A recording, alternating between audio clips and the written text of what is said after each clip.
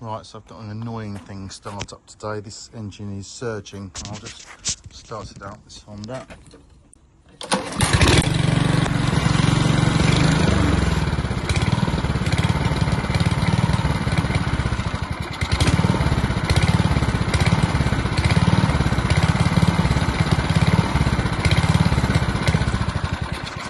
So I've already taken the fuel bowl off the bottom just to see if there's any crud inside that. There wasn't. So I'm thinking that it's possibly going to be the idler jet in the top of this Honda carb, which is not easy to get to. Well, it just means I've got to take the carb off. So I'm going to strip that down, get that off, and we'll have a look at it. I'll come back to you when I've got it off.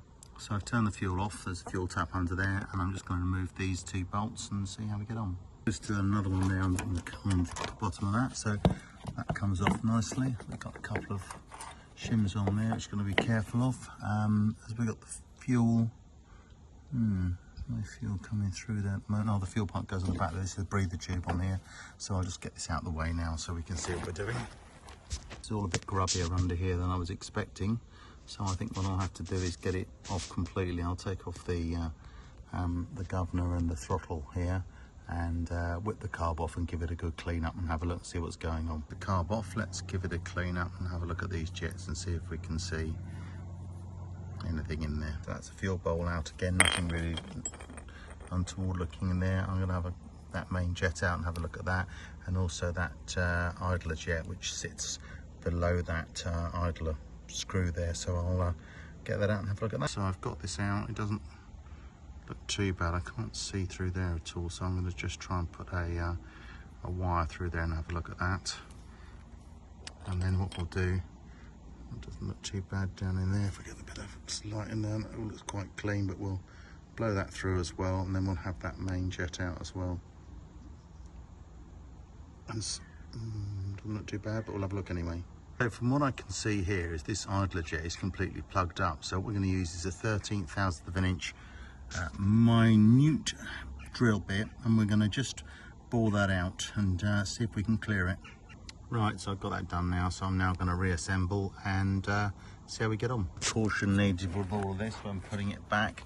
Just also important things like getting that governor spring back on, not stretching it, not twisting any of this, making sure the fuel line's the right side of throttle and all that. Just make sure if you're concerned about taking it apart in the first place, just do some pictures of it first, and you can put it back all together, correctly. But that's all looking good. So I'll give it a clean up tomorrow, I think. For now, I'd like to get it back up and fire it up and see how we get on. So let's get the rest of it back together. We'll get this back onto the airbox there. We've got to have those two little, we've got a gasket plate to go on there as well. We've also got these two shims to get on there as well. Now, that should all neatly fit back onto there, and we're going to need two hands. So I'm going to put the camera down. Maybe I won't. Hang on a minute, let's get under there. No, that's it, there we are, back on. Okay, so now just got to do the nuts up and we're job done. That's it all back together. Fuel taps on. Let's give it a go. There we go, let's get a bit of throttle on. Let's have it about halfway to start with. And here we go.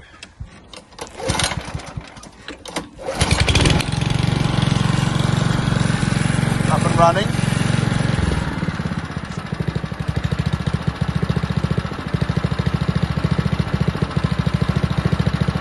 Lovely. Not surging now. Much better than it was. I maybe could have bored that hole out a little bit bigger, but I think I'm not unhappy with that. Not unhappy. Job done.